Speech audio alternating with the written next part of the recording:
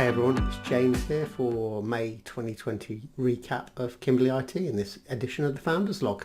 May started off really well for us. We got a new client and that was done within 24 hours turnaround. So this client had seen our posts on social, got interested, liked what we were doing, went through our website, checked everything out, knew everything about us, and went onto the chat gadget on our website and started to chat with Kyle. I was busy dealing with something at the time, so Kyle jumped on to chat with them and had a 20-minute chat on the website chat gadget, and then arranged for a video call a couple of hours later, which I joined in.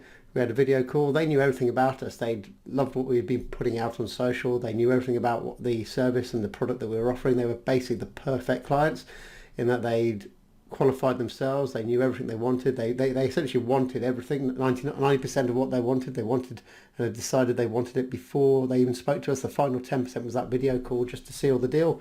They signed up, and within 24 hours they were onboarded and working with us. They'd already been using G Suite, so that was an advantage. So there was no data to migrate because they're already in G Suite.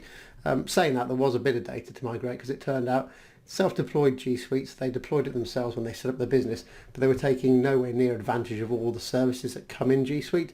For example, they were using Dropbox to store their data rather than Google Drive. They weren't even aware of Google Drive at the time and what it did and why they should be using it.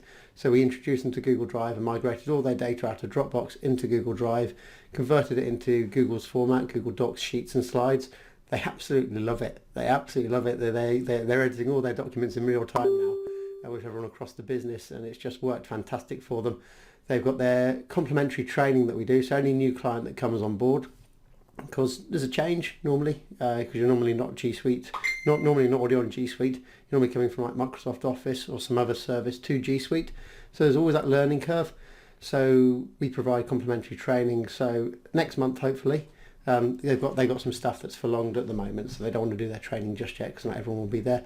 But as of next month, hopefully they'll all be back and they will be getting their training taking place. It's complimentary. They get 3 hours in the morning or whenever they want it during the day. It's normally a 3-hour session with Lauren, who will go and visit, or at the moment do it via video call, and they will get training throughout the whole of the G Suite suite, so Gmail, Calendar, Drive, Google Chat, Google Meet, all the fantastic tools there. They'll be shown how to use them and take full advantage of them. So I thought I'd go over our assistance and support statistics for May 2020. So we had 70 assistance requests and 11 support requests through May. Assistance is where someone wants to know how to do something better. They want to know maybe how to do a video call or host a video call better than using Zoom. So we'll go, hey, don't use Zoom, use Google Meet. It's much better. It's integrated into your G Suite already. You're already paying for it. So don't use Zoom, use Google Meet. And then we'll show them the benefits of using Google Meet and why they should use it. And then with the support requests, that's where something's broken, something's not working as it should. Normally printers, because printers always play up. We had one where a computer wouldn't get an IP address, but that was just a reset of a router, and that sorted that problem out. Likewise, with a Wi-Fi issue, we just had to reboot one of the Wi-Fi hotspots in this building, and that got that sorted. So it's pretty relatively quick stuff. You don't really want them to fail, but that's hardware. Hardware plays up sometimes, and you just got to deal with it. The assistant stuff was mainly G Suite, and it was people asking for better ways of doing things. I've got some examples here. So we've got quite a few clients that are rejigging their operations because they got for long staff, and they might need to gain access to the email inboxes of these staff that are prolonged, just to get stuff that's in there that they can't see otherwise. They're also doing some data migration because some are doing restructuring, so some people aren't coming back, and some clients are bringing on a lot of new employees as well, which is nice. And they're getting those employees set up and access to all the data and getting all that kind of stuff worked out for them. So that's a lot of the assistance stuff. The vast majority of stuff was done within 5 minutes. So with assistance, because it's generally assistance is about G Suite, and G Suite is what we love, so we know it all in our brains, so we don't have to come find out or get answers. We can just give answers straight away of what you need to do.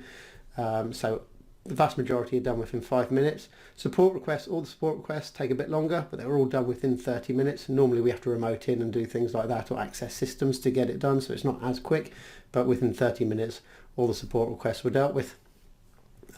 Here's a cool statistic that I really enjoy. We insist that end users, clients, they contact us when they need help, They use instant message, Google Hangouts or Google Chat as it's about to become, and they send their messages through that, and the vast majority of people do that all the time. This month was better than ever in that pretty much all of them did it. We did have 6 that were a bit naughty and they sent emails, and 2 that were very naughty that sent requests by text message.